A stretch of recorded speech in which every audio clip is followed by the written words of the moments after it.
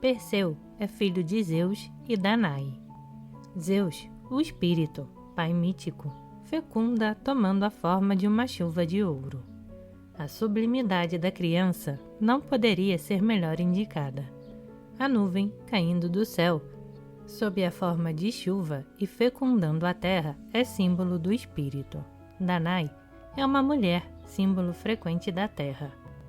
A sublimidade encontra-se assinalada pelo fato da chuva fecundante ser de ouro, amarelo e brilhante. O ouro é um símbolo solar. Perseu é, portanto, o herói, filho da terra, gerado pelo espírito. O mito de seu nascimento já o designa como um herói vencedor. Cabe ressaltar que a filiação simbólica é expressa por uma imagem, a mulher terrestre, fecundada pelo espírito chuva, quase idêntica àquela empregada pelo mito cristão para representar o nascimento do herói vencedor. O pai de Danae, Acrício, para escapar à predição do oráculo de que viria a ser assassinado por seu neto, decide livrar-se tanto da mãe quanto da criança. Abandona-os, mas Perseu é salvo. O abandono da criança é um símbolo frequente, comum aos mitos de diferentes povos. Ele expressa a perversidade hostil do pai real, mas simboliza também, e antes de tudo, a importância predominante do pai mítico para a vida futura da criança abandonada. No mito de Perseu, o tema encontra-se significativamente modificado. Perseu não tem um pai humano, ao menos segundo a fábula mítica. Filho de Zeus, o herói tem ascendência divina. O pai humano encontra-se substituído pelo ancestral, o pai de Danae. O oráculo é, por definição, ambíguo. Todo homem possui no plano mítico dois pais, a sublimidade e a perversão. Este simbolismo ostentará toda a amplitude de sua importância no mito judaico-cristão, onde o pai mítico, sob sua forma positiva, é Deus Criador chamado Deus Pai. O pai mítico, sob seu aspecto negativo, é o ancestral simbólico, o velho Adão, representante mítico de toda a humanidade. Sua queda simboliza a fragilidade da natureza humana que dá preferência à maçã proibida, o fruto terrestre, a exaltação dos desejos, em lugar do apelo do espírito, e que sucumbe de geração em geração à sedução do espírito negativo, a serpente vaidade. Expressa não mais pela representação do mito da Gênese, mas de uma maneira geral, válida para a verdade mítica de todos os povos. Temos que o pai mítico, que forma, que cria espiritualmente o homem, cada homem, é o espírito no homem, manifesto sob sua forma positiva, a elevação, e sob sua forma negativa, a queda. Segundo o sentido ambíguo do oráculo, Perseu matará em si mesmo ou a potência sublimadora ou a perversão. No mito de Tântalo, a perversão foi simbolicamente caracterizada como filho do homem. Mas, se é justo dizer, por mediação da imagem, que a perversão é filha do homem, não é menos justo dizer que o homem é filho da perversão, dado que a inversão é um processo habitual do sonho mítico, tanto quanto do sonho noturno. Perseu, entretanto, não é o filho mítico do espírito, tal como qualquer outro homem. A filiação mítica tem para ele unicamente o sentido sublime realçado pela imagem da chuva de ouro. Perseu é, por assim dizer, o filho único, o enviado do espírito positivo. O oráculo, em si mesmo ambíguo, ganha um sentido claro e distinto. O pai mítico que Perseu matará é o espírito negativo, a perversão. A predição de que mataria o ancestral, o velho Adão, representado neste mito pelo rei Acrício, e sua hostilidade perversa. Significa que o herói matará, superará a influência da perversão que reina no mundo. Sendo morto pelo disco, símbolo solar, o ancestral é claramente denunciado como símbolo da perfeição. Este é o momento de lembrar um episódio que aproxima o mito de Perseu do mito de Belerofonte, sendo ao mesmo tempo uma ilustração da superioridade do herói vencedor. Perseu também monta Pégaso para conquistar a Virgem. Esta, no entanto, não é símbolo da pureza, mas ao contrário, da vaidade feminina. Andrômeda vangloriou-se de ser mais bela que as Nereidas, que, por vingança, amarraram-na a um rochedo, onde ela é ameaçada de ser devorada por um monstro marinho enviado por Poseidon. O simbolismo exprime que, por sua vaidade, Andrômeda encontra-se ligada à terra, aos desejos terrestres, destinada a tornar-se vítima da perversão, monstro marinho. Dessa maneira, a verdade mítica evidencia o outro aspecto da natureza feminina, contrário à sua força calmante e purificadora, sua fragilidade inata, da qual o homem, por sua vez, deveria poder resgatar a mulher neste processo de fecundação mútua, única condição que dá à união da alma masculina e feminina seu verdadeiro sentido. Ora, o simbolismo revela que Perseu não tem necessidade de ser socorrido pela mulher para ultrapassar seus próprios perigos. Ele liberta a beleza da perversão que a ameaça e a conduz à sublimidade, unindo-se a ela, esposando-a.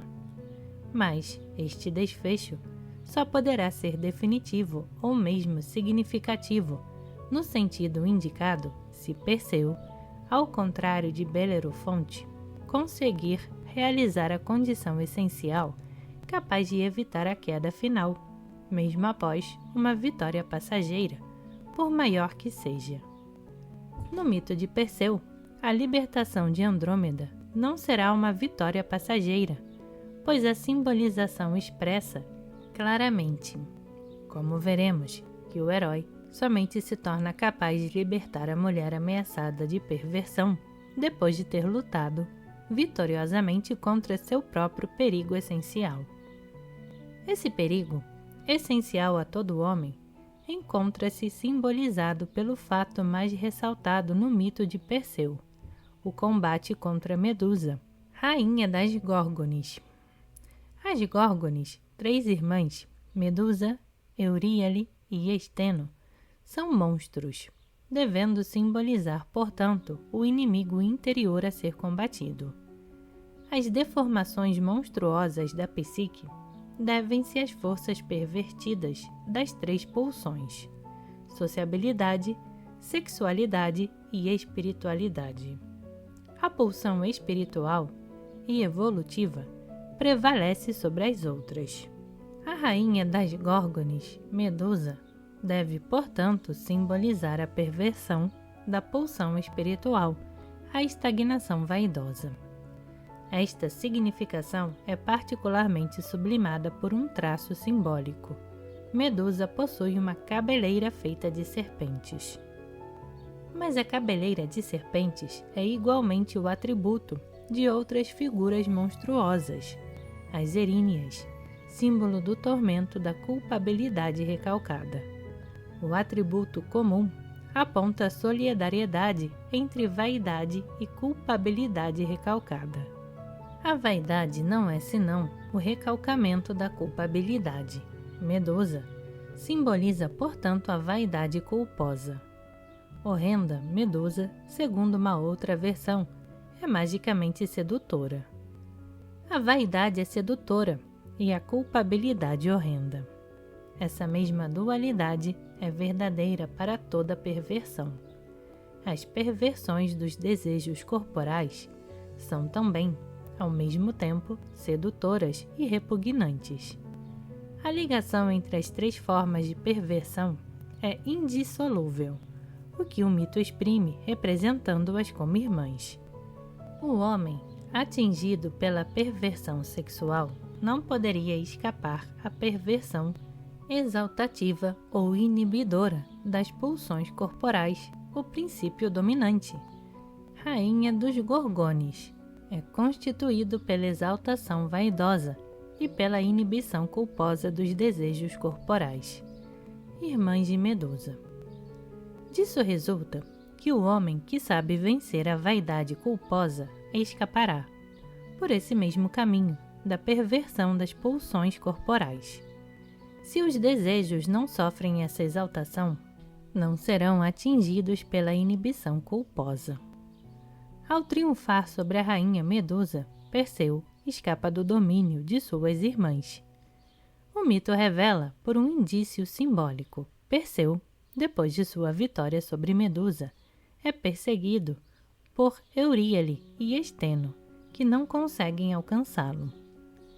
A analogia simbólica entre Medusa e as Eríneas, cabeleira de serpentes, a ligação real entre vaidade e culpabilidade recalcada, deixa entrever que o meio de combater Medusa deve ser idêntico àquele que protege contra as Eríneas. Ora, contra a culpabilidade advinda da exaltação vaidosa dos desejos, não há senão um único meio de salvaguarda: realizar a justa medida, a harmonia. O mito grego exprime isso através de uma simbolização extremamente precisa. O culpado só é salvo da perseguição das Eríneas, refugiando-se no templo de Apolo, deus da harmonia. No frontispício desse santuário, leem-se estas palavras, que resumem toda a verdade oculta dos mitos: conhece-te a ti mesmo. A única condição do conhecimento de si mesmo é a confissão das intenções ocultas, que, por serem culpáveis, são habitualmente recalcadas pela vaidade. A inscrição reveladora significa, portanto, desmascara tua culpabilidade, ou, o que dá no mesmo, aniquila tua vaidade. Escapar das Eríneas e abater Medusa é uma única e mesma coisa. A verdade psicológica, em conformidade com o sentido oculto dos mitos, revela um único meio para isso: a clarividência em relação a si mesmo, o inverso do ofuscamento vaidoso e petrificante.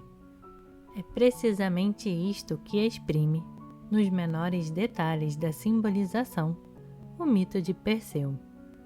O tema central do mito de Perseu é a dificuldade de enfrentar Medusa.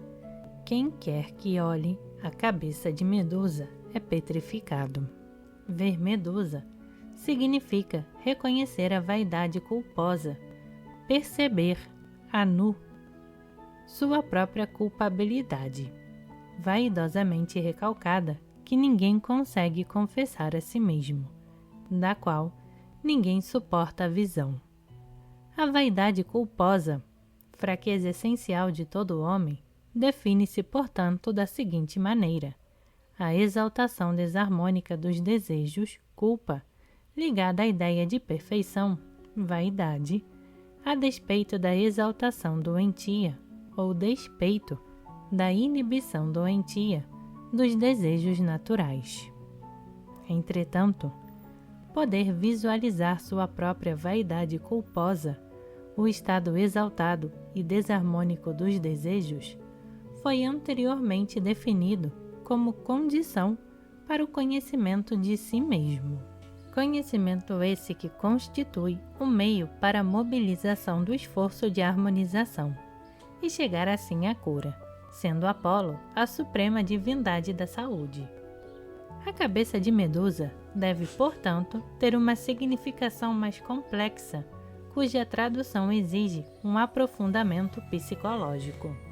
Ora, a confissão da culpabilidade, da fragilidade diante da harmonização, não constitui necessariamente uma catarsis compreensiva e libertadora. A confissão pode ser, e quase sempre é, uma forma específica da exaltação imaginativa, um arrependimento exagerado.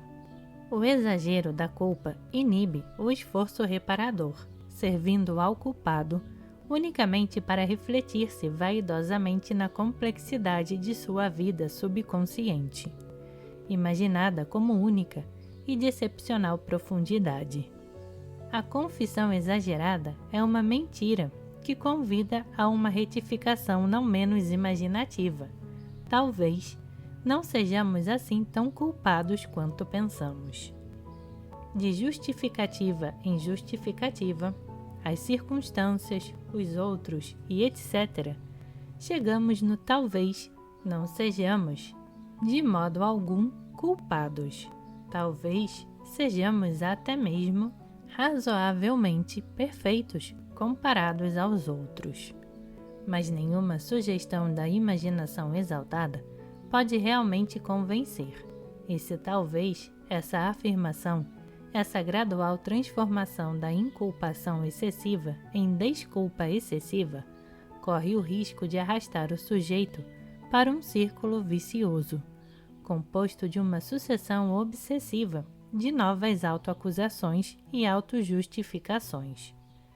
O sujeito exposto a essa oscilação ambivalente entre culpabilidade e vaidade pode chegar a crer-se vaidosamente o mais perfeito ou o mais culpado de todos os homens e gabar-se de uma culpabilidade única e, consequentemente, inexpiável. Por falta de um real esforço de elucidação, esta condição conduz a uma estagnação vaidosa mais e mais acentuada e, finalmente, a petrificação interior. Esse jogo ambivalente da imaginação perversa, a oscilação entre vaidade e culpabilidade exaltada, mostra o quanto é difícil libertar-se do encarceramento perverso e petrificante imputável à desorientação angustiante que inspira no homem vaidoso a descoberta de sua fraqueza vital, a revelação de sua culpa em relação à vida. Para sair desse círculo vicioso da fascinação vaidosa e do terror petrificante que nasce da confissão exaltada, não é o bastante descobrir a culpa. É necessário poder suportar sua visão de maneira objetiva, sem exaltação nem inibição, sem exagerá-la nem minimizá-la. A própria confissão deve manter-se isenta do excesso de vaidade e culpabilidade. Ora, essa confissão compreensiva e libertadora da culpa torna-se impossível se o olhar aterrorizado prende-se somente às fraquezas, sem levar em conta as qualidades que também existem, mas que permanecem paralisadas por força da estagnação. A procura da culpa, realizada sem vaidade, é equivalente à descoberta e à eclosão das qualidades negligenciadas. A petrificação que o homem carregou consigo, a estagnação pela vaidade, exterioriza-se graças à confissão compreensiva. Esta libertação, esta auto-objetivação, pode favorecer a cura, mas favorece-a unicamente se o homem possui uma força suficiente grande a mobilizar, suficientes qualidades a desenvolver, para que não se desespere completamente quando sua culpabilidade e sua vaidade forem colocadas à vista. A cabeça de Medusa. Medusa simboliza o terror, o desespero em relação a si mesmo, que assalta a alma vaidosa nos lampejos de lucidez, quando lhe é permitido ver-se nua. Isso pode ocorrer a qualquer homem nas grandes crises da vida consecutivas aos fracassos, provocados pela estagnação de suas qualidades reais. Medusa representa a imagem deformada de si mesmo, a imaginação exaltada de si mesmo, a culpabilidade exaltada, é entrevista nos momentos em que a vaidade desmorona. O horror medusante que nesses instantes assalta a alma é um equivalente da vaidade, o desgosto de vê-la desmoronar-se. Esse pesar terrificante desperta a tendência a reconstituir a vaidade, ainda que pela exaltação sentimental da culpabilidade. A petrificação pelo horror, pela cabeça de Medusa, espelho da subjetividade deformante, é devida à incapacidade de suportar objetivamente a verdade em relação a si mesmo. Uma única atitude, uma única arma, pode oferecer proteção contra a Medusa: não olhá-la, a fim de não ser petrificado pelo terror, mas captar sua imagem no espelho da verdade. É precisamente esta arma que possibilitará a vitória de Perseu sobre a rainha dos Gorgones.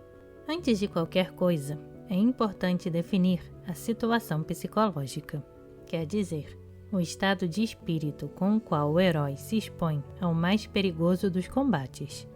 O fato simbólico de Perseu ser filho de Zeus Espírito revela que nem sua culpabilidade nem sua vaidade são excessivas.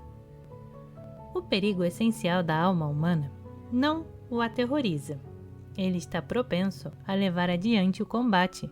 Quando confrontar Medusa, saberá resistir à sedução vaidosa de comprazer-se na contemplação do horror de sua culpa. Não sucumbirá ao círculo mágico que conduz à petrificação. Seu medo não será psiquicamente mortal. Ele pode pretender a vitória sobre Medusa, porém, é necessário que a surpreenda enquanto dorme.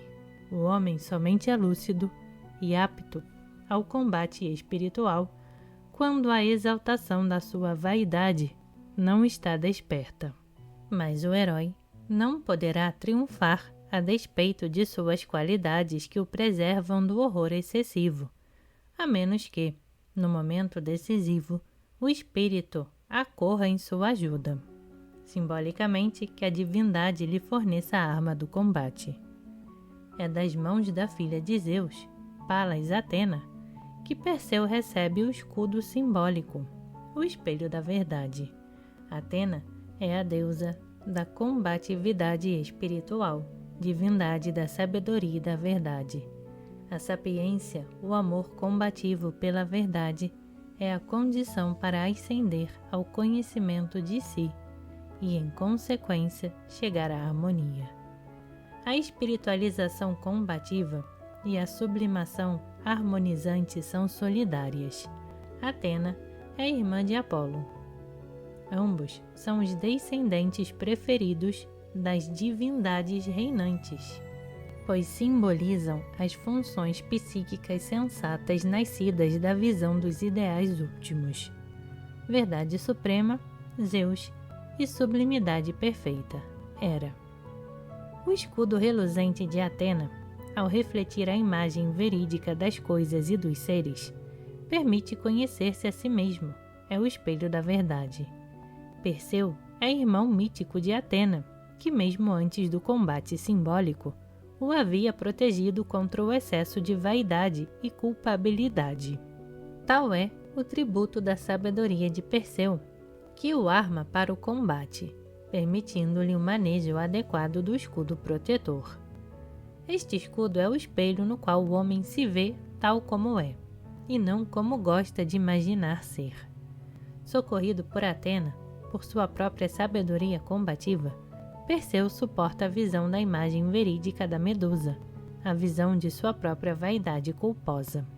A imagem refletida pelo espelho da verdade guia a mão do herói, armada com a espada, o gládio cortante, símbolo da força lúcida do espírito que ousa penetrar o núcleo do problema, a cegueira vaidosa e suas falsas valorizações, contraditórias e ambivalentes.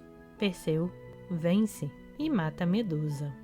Decapita o monstro para levar a cabeça como troféu. Do sangue que jorra o ferimento surge Crisaor, a espada de ouro, símbolo da espiritualização, e o cavalo alado, símbolo da sublimação. Perseu dá, assim, nascimento a Pégaso. A imaginação perversa deve morrer para que nasçam as duas formas da imaginação criadora, a espiritualidade e a sublimidade. Pégaso representa a elevação sublime em geral. Entretanto, ele possui uma significação específica. É o cavalo das musas. Sob este aspecto, Pégaso representa a arte, a elevação através da beleza, o contrário da fealdade de Medusa. Diz-se que Pégaso, golpeando a terra com seu casco, no monte Helicon, fez jorrar a fonte da inspiração poética. Qual é a razão psicológica desta atribuição especial que se agrega à significação geral do símbolo Pégaso, que engloba a imaginação sublime sob todas suas formas? As três manifestações da elevação sublime são a verdade, a beleza e a bondade. O pensamento verídico e a bondade ativa constituem as expressões mais claras do sentido da vida, despojadas no mais alto grau da fervilhante multiplicidade dos desejos.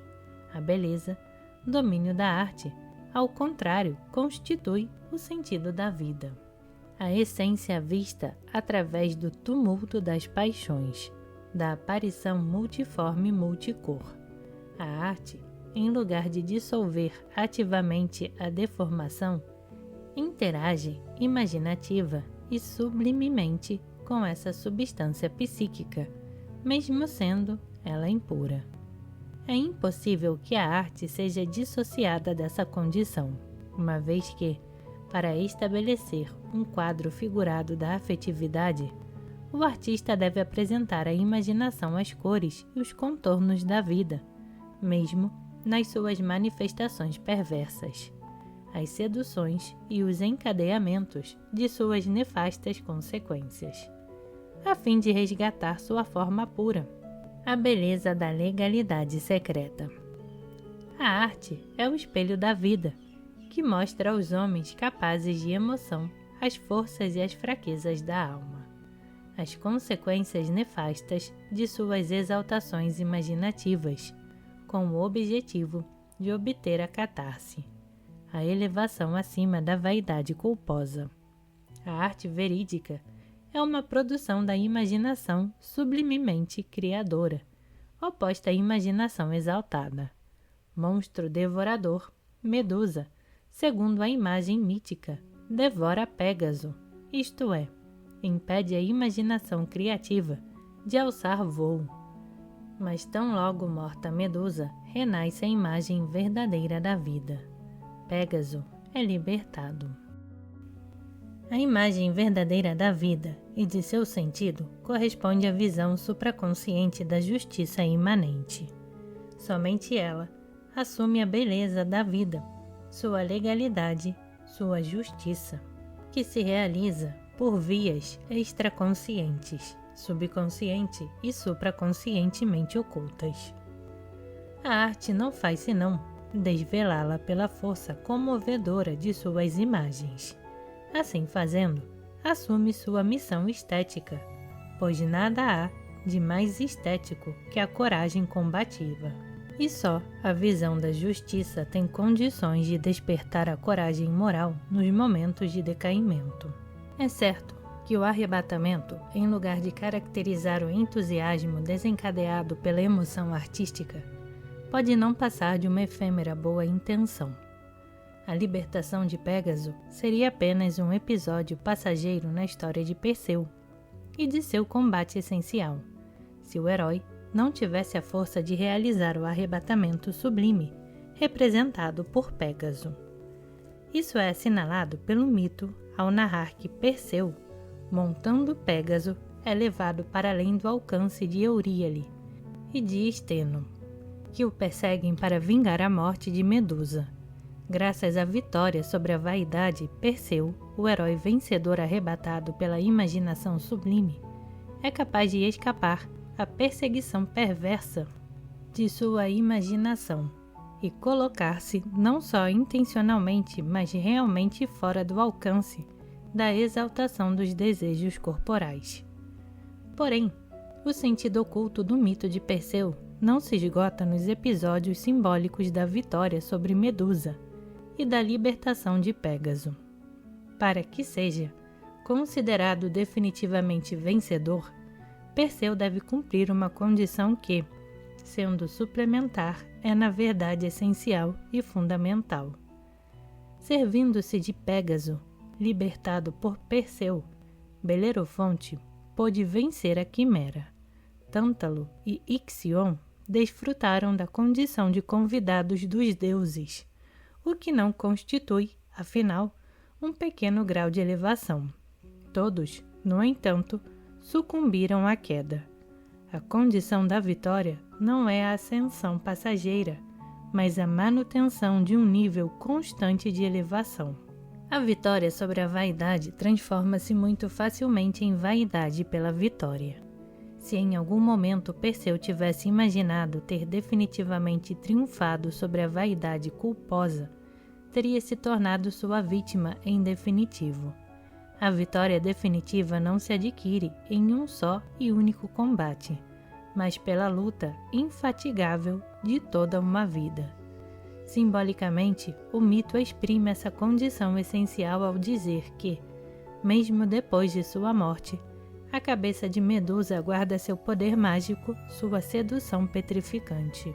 Perseu preenche a condição essencial cortando a cabeça de Medusa e levando-a consigo, o que implica que o herói permanece continuamente capaz de suportar sua visão. O simbolismo da cabeça cortada que guarda todo o seu poder indica que a vaidade continua a seduzir e a culpabilidade a petrificar, mesmo quando parecem estar definitivamente vencidas. O fato de Perseu levar consigo a cabeça significa, portanto, que o herói continua a resistir vitoriosamente à petrificação e que, sem descanso, supera o perigo, sendo capaz de contemplar, sem excessivo horror, a verdade que não cessa de apresentar-se a ele. Os acessos, ainda que cada vez mais raros e fugazes, de sua própria vaidade culposa. Como na ocasião de seu combate simbólico, ele não poderá, durante essa luta de toda a sua vida, afrontar a verdade monstruosa, senão com o amparo do espelho protetor de suas qualidades despertas, simbolizadas pelo escudo de Atena, sendo esta o símbolo da qualidade combativa, que é o amor à verdade. A grande vitória de Perseu não é, portanto, ter morto e decapitado Medusa, mas ter carregado consigo sua cabeça e poder olhar a verdade em relação a si mesmo, sua culpabilidade acidental, sem deformá-la perversamente, sem recalcá-la, sem transformá-la em vaidade estagnante, em petrificação. Entretanto, a cabeça de Medusa na mão de Perseu tem ainda uma outra significação, mais vasta, que não concerne mais ao herói somente, mas aos outros homens, ao mundo inteiro. Sendo Medusa a imagem da vaidade culposa de cada um, Perseu não venceu em Medusa, senão seu próprio perigo. Para todos os outros homens, a imagem medusina continua viva, cada qual permanecendo exposto ao perigo essencial à exaltação imaginativa em relação a si mesmo, à sedução vaidosa e à culpabilidade petrificante.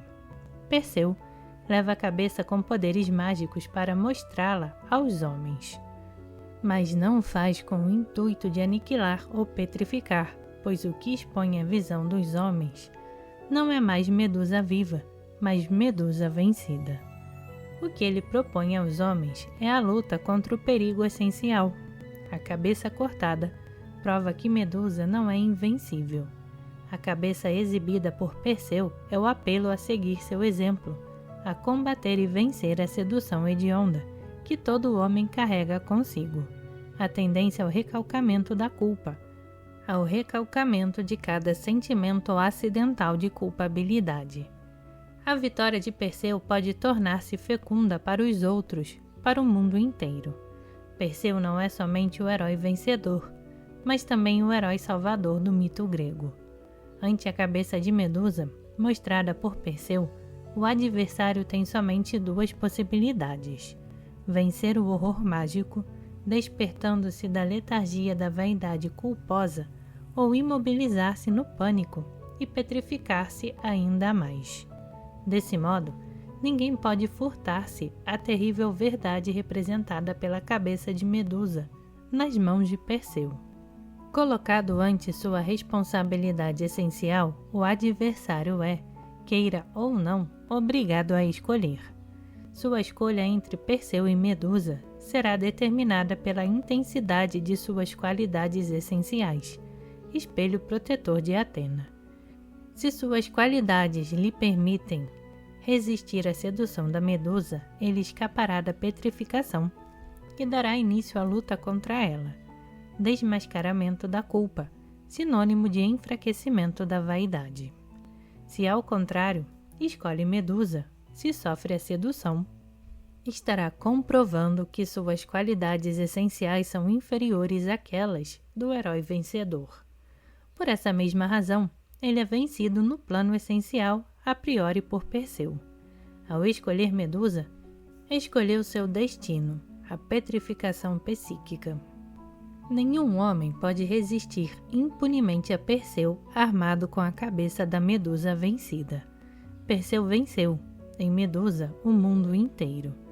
O mito assinala esse fato pelo episódio simbólico da vitória do herói sobre o titã Atlas.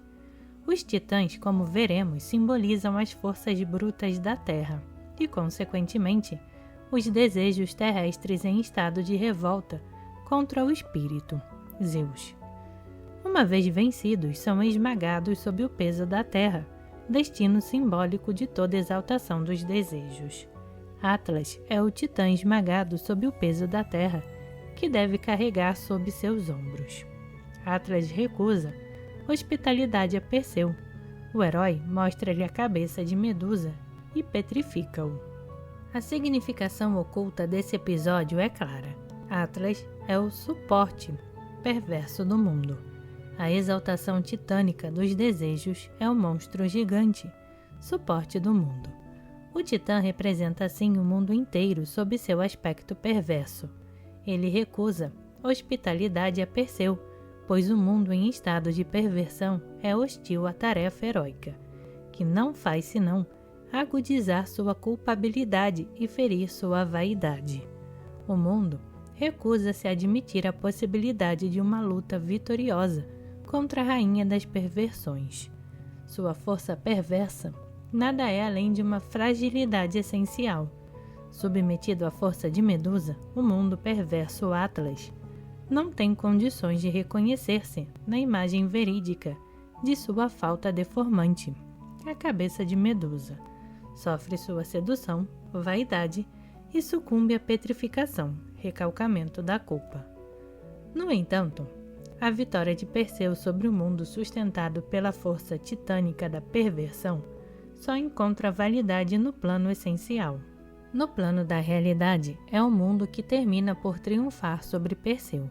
A petrificação é somente o símbolo verídico que designa o estado psíquico, a estagnação, que determina enquanto persiste a atividade perversa do mundo. Perseu, herói simbólico, sofre o destino do homem. Ele morre, e a perversão do mundo sobrevive. Por outro lado, no plano essencial, a verdade da tarefa heróica não perece de modo algum.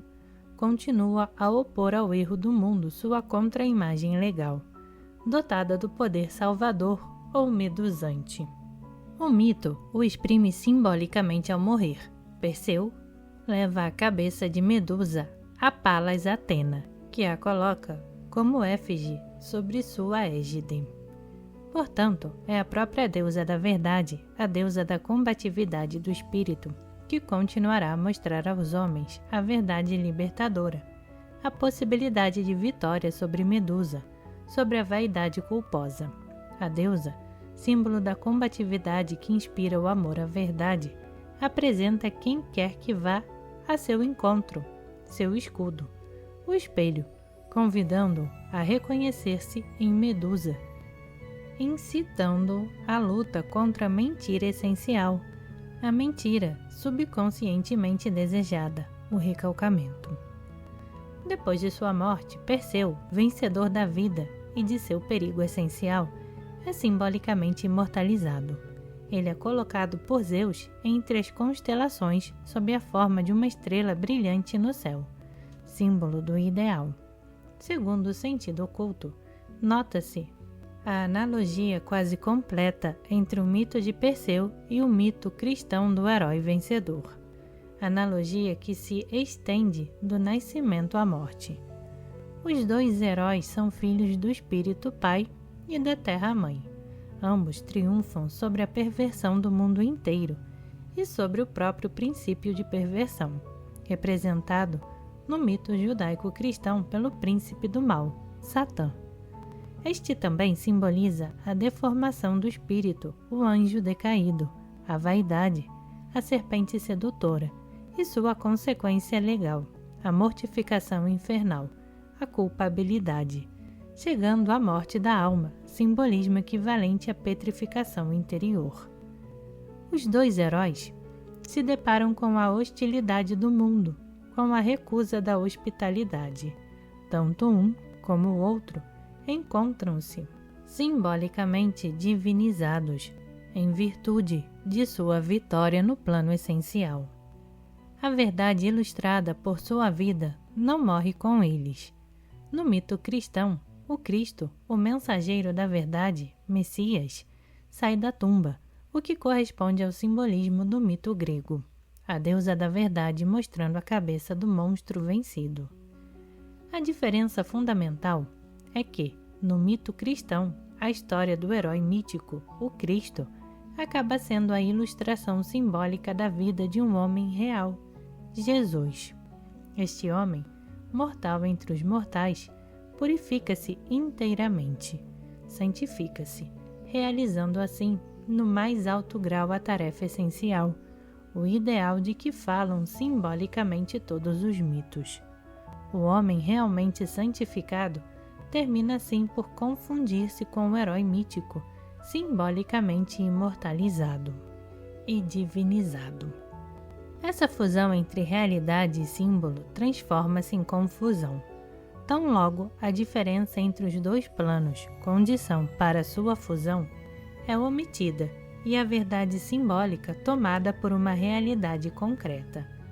Não é de modo algum impossível que a verdade simbólica expressa pelo mito de Perseu seja igualmente um tipo de redução idealizante, que se reporte à existência real de um homem, do qual, no entanto, todos os traços históricos se teriam apagado totalmente, o que poderia ser verdadeiro para qualquer herói mítico.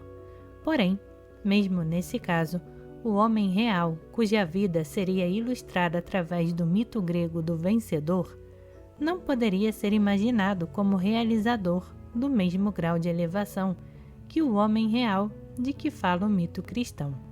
Perseu liberta a mulher para desposá-la. Claro indício de que a harmonia atingida permanece a mesma do ideal grego da justa medida. A harmonia entre o desejo essencial e os desejos múltiplos. Esse ideal é inferior àquele entrevisto pelo mito cristão, que propõe a dissolução de todos os desejos múltiplos, cuja energia, assim recuperada, concentra-se completamente no desejo essencial, reforçando-o a um nível tal que o homem não mais sucumbe face à sedução ou à ameaça do mundo. Esta paz inalterável, esta felicidade imperturbável, encontra-se simbolizada no mito cristão pelo céu e no mito hindu pelo nirvana. É claro que este ideal supremo, a elevação que está a salvo de qualquer queda e recaída, ultrapassa de longe a força média dos homens. No entanto, designa, por assim dizer, o objetivo de todo esforço de sublimação, o ideal diretivo válido para o conjunto dos homens que permanecem mais ou menos expostos ao tormento da alternância, vaidade e culpabilidade, elevação exaltada e queda. Este ideal supremo é a consequência última da necessidade natural de elevação, do impulso evolutivo, do desejo essencial, que anima todo homem nos mais diversos graus de intensidade. Esse desejo essencial constitui o princípio de animação de todo ser vivo, assegurando dessa maneira não somente a base biológica do ideal supremo de elevação e as escalas intermediárias dos valores vitais, mas também a expansão evolutiva da vida e a multiplicidade concreta de suas formas existentes.